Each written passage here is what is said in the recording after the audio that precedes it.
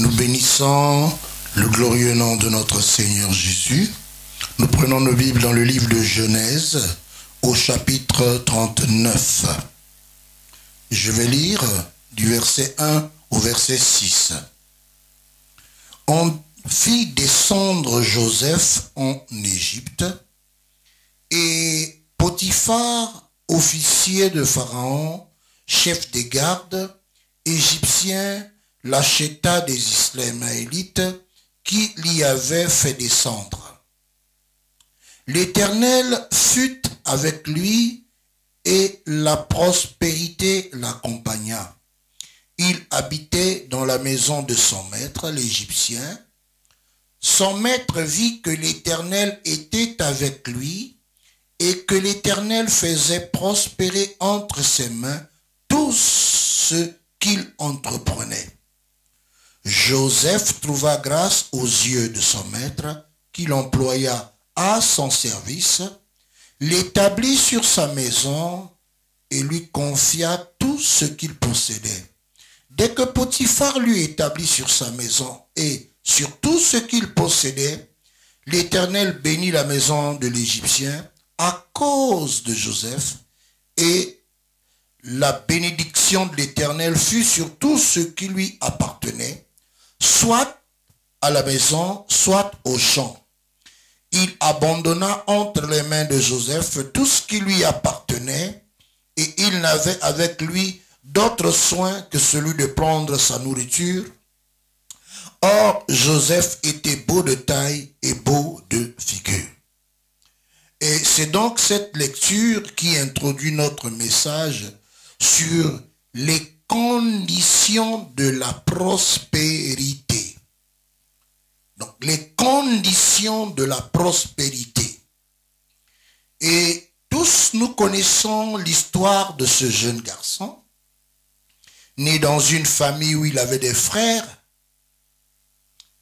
Et à cause de la grâce que l'Éternel notre Dieu lui avait accordée, cela a suscité de la jalousie auprès de ses frères. Et comme qu'il rapportait tout ce que ses frères faisaient de mauvais auprès du papa, le papa apportait un amour profond pour cet enfant plus que ses frères. Et donc cela a accentué la jalousie de ses frères qui lui en voulaient. Et donc ses frères qui étaient allés pour faire le travail des bergers, pour paître les troupeaux, et le papa va envoyer donc Joseph vers les frères pour leur apporter de la provision.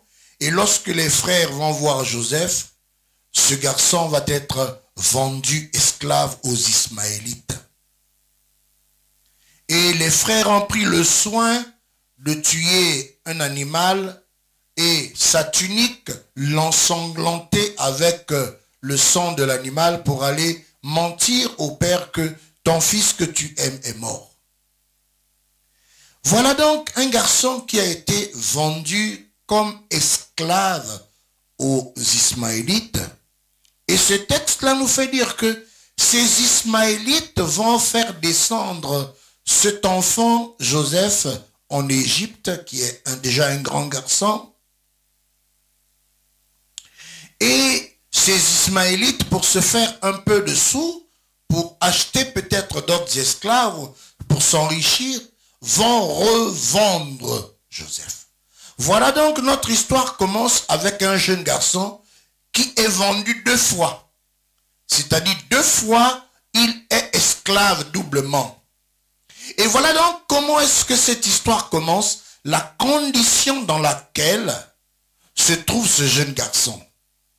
Mais ce qui nous surprend dans ce texte, c'est que la Bible déclare « L'Éternel fut avec lui et la prospérité l'accompagna ».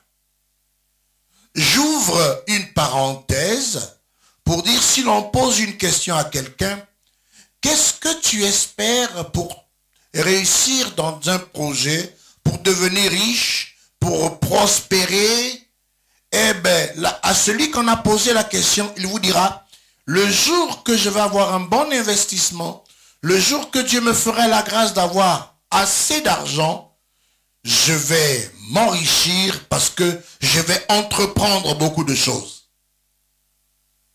Je ferme ma parenthèse. Et tous, nous avons ce langage. Tous, nous pensons que pour prospérer et pour réussir dans la vie, il faut avoir une base, beaucoup d'argent, beaucoup d'argent au départ, et c'est un fonds avec lequel nous pouvons nous engager à prospérer ou à devenir riches. Mais ce texte nous surprend que pour l'Éternel, notre Dieu, la prospérité commence ailleurs. Et la prospérité est une grâce, est une onction que Dieu dépose dans quelqu'un à une condition. Et nous retombons donc dans notre thème. Et pour ce qui est Joseph, nous lisons que l'Éternel fut avec lui et la prospérité l'accompagna. Il habitait dans la maison de son maître l'Égyptien. Son maître vit que l'Éternel était avec lui et que l'Éternel faisait prospérer entre ses mains tout ce qu'il entreprenait.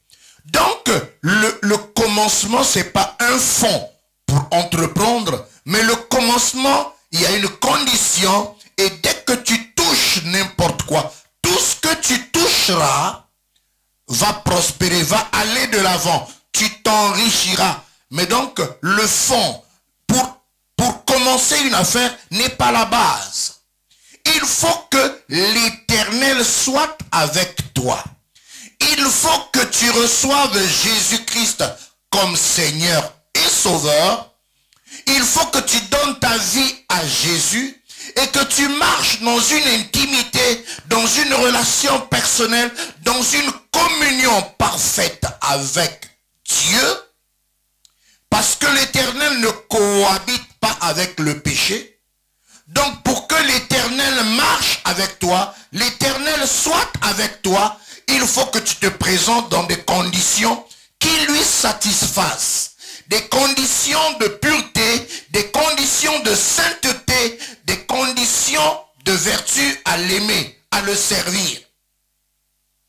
Et Joseph donc, si l'Éternel était avec ce jeune garçon qui est Joseph, c'est parce qu'il répondait aux critères qui permettent que Dieu soit en communion avec lui. Et c'est là la base de la prospérité. Parce que dès que tu es en communion avec Dieu, Dieu avec toi, tout ce que tu touches, si petit soit-il, cela va prospérer, va aller de l'avant. Et lorsque, regardez, quelqu'un qui n'a pas un fonds, parce que dans le prétexte des hommes, si j'ai quelque chose, je vais aller de l'avant. Si j'ai un fonds, je vais aller de l'avant. Si j'ai de l'argent, je pourrais prospérer. Joseph n'avait rien. Donc, doublement esclave, 2 fois vendu, mais la prospérité l'accompagnait. L'onction, cet esprit, cette puissance de Dieu qui te confère quelque chose était avec lui, avec 0 franc. Et lorsqu'il arrive chez Potiphar, Potiphar lui dit, bon, vous les esclaves, mettez-vous là-bas, faites ceci, faites cela. À la grande surprise de tout le monde, là où Joseph était en train de travailler, le patron constate que tout allait. S'il fallait qu'il travaille là où il y avait un cheptel, ça prospérait. Si c'était dans les champs, c'est là qu'il y avait la réussite. Et le texte, le verset 3 nous dit que son maître vit que l'Éternel était avec lui et que l'Éternel faisait prospérer entre ses mains tout ce qu'il entreprenait. Oh, je veux m'adresser à quelqu'un que si tu veux que l'humanité entière regarde que la prospérité est en train d'aller de l'avant, il faut que tu sois avec l'Éternel.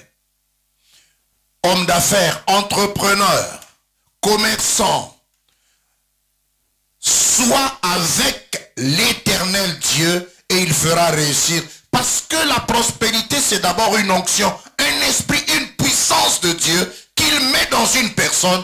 Et tous, c'est un coefficient de multiplication. Tout ce que tu fais réussit. Et voilà, bien aimé, ce qui nous étonne, c'est que Joseph trouva grâce aux yeux de son maître, qu'il employa à son service, l'établit sur toute la maison et lui confia tout ce qu'il possédait. Et le patron croise les mains, il dit, monsieur, fais tout ce que tu veux, moi je suis derrière toi, je ne fais que prendre mon repas. Ce qui nous étonne aussi, c'est que la Bible dit que dès que Potiphar lui établit sur toute sa maison et sur tout ce qu'il possédait, l'Éternel bénit la maison de l'Égyptien. L'Éternel bénit, ça veut dire que qui a amené la bénédiction de Dieu dans la maison d'un païen? C'est pas ses projets. Parce que nous entendons dans le monde, si vous avez un bon projet, je vais financer. Si vous avez ceci, non. Mais bien aimé, l'Éternel bénit ce païen, ce Potiphar, à cause de l'onction, à cause de la prospérité de cette bénédiction qui était dans Joseph. Aviez-vous déjà vu un employé bénir son employeur? Mais c'est ce qui se passe. À cause d'un enfant de Dieu qui a l'onction, ben l'employeur est béni. C'est le travailleur qui bénit le patron. Nous le relisons. Le travailleur bénit le patron. Dès que Potiphar lui établit sur sa maison et sur tout ce qu'il possédait, l'Éternel bénit la maison de l'Égyptien à cause de Joseph. Et la bénédiction de l'Éternel fut sur tout ce qui lui appartenait, soit à la maison, soit au champ. Et je voudrais donc dire à une personne que la condition de la prospérité, c'est une relation parfaite. C'est une communion intime. C'est une marche dans la sainteté pour que l'Éternel Dieu soit avec toi. Alors l'Éternel notre Dieu va t'accorder la véritable prospérité. Pas celle qu'on voit dans ce monde. Ce monde croit prospérer sans l'Éternel. C'est une fausse prospérité. Et je conclus mon message par le texte 3 Jean, au verset 1 et 2, au verset 2, la Bible déclare, 3 Jean, verset 2, bien-aimé, je souhaite que tu prospères à tous égards et sois en bonne santé, comme prospère l'état de ton âme. Il y a un parallèle. Comme prospère l'état de ton âme, alors Dieu souhaite que tu prospères à tous égards. Que Dieu vous bénisse.